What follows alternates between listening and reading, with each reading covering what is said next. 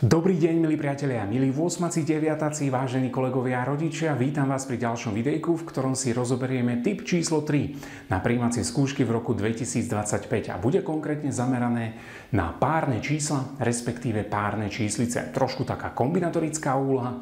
Predchádzajúci typ číslo 2 môžeš nájsť v tomto odkaze a celú príjimačkovú sériu môžeš nájsť dole v popise, takže čokoľvek potrebuješ, tak si kľudne rozklikni a pozeraj. Nezabudni, že o pár dní tu bude ešte live stream na YouTube kanáli, takže pokiaľ chceš, nezabudni si potvrdiť odber, príde ti aj upozornenie.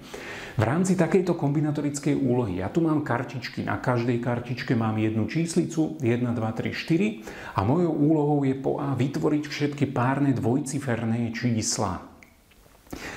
Čo mi vlastne určuje párnosť čísla, tak viem, že to je predsa posledná číslica.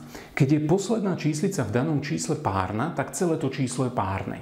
Keď je posledná číslica nepárna, tak to číslo je nepárne. Ale mňa zaujíma len tá posledná číslica, ktorá musí byť párna. To znamená, na tých miestach, ktoré sú vľavo v tom čísle, môže byť v podstate hocičo. Takže keď chcem vytvoriť všetky párne dvojciferné čísla, tak viem, že tie čísla sa budú musieť končiť len dvojkou alebo štvorkou. Ničím iným sa jednoducho končiť nemôžu. No a keďže mám kartičky, tak viem, že tie prvky sa v úlohe alebo tie číslice sa nemôžu opakovať. Takže na začiatku môže byť jednotka, mal by som 12, alebo trojka, čiže 32, alebo štvorka, 42. Takýmto spôsobom, keď jednoducho vedľa seba tie kartičky vždy usporiadam, tak mi vytvoria nejaké dvojciferné párne číslo. Keď bude na konci štvorka, tak tu môžem mať na začiatku jednotku, dvojku alebo trojku a to je všetko.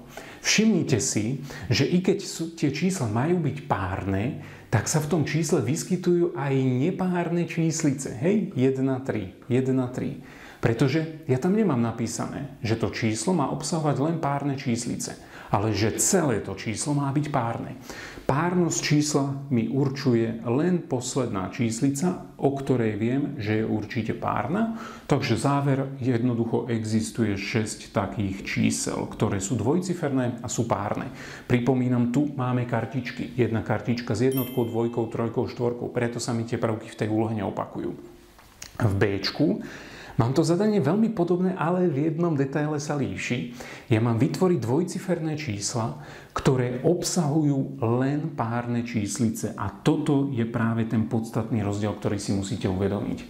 Pokiaľ to číslo má byť párne, tak len posledná číslica toho čísla musí byť párna. To bola úloha A. Pokiaľ celé to číslo má obsahovať len párne číslice, tak aj prvá, aj druhá číslica musí byť jednoducho párna. Takže z tohto nášho celého výberu, ktorý máme, nás číslica 1 a 3, respektíve kartička s jednotkou a trojkou vôbec nezaujíma. Zaujímajú nás len kartičky s dvojkou a štvorkou a mám predsa len dva spôsoby, akými z nich môžem číslo vytvoriť. To je 24 alebo 42. Jednotka a trojka tam nemôžu byť, lebo to nie sú párne číslice. Čiže tu jednoduchý záver, existujú dve také čísla.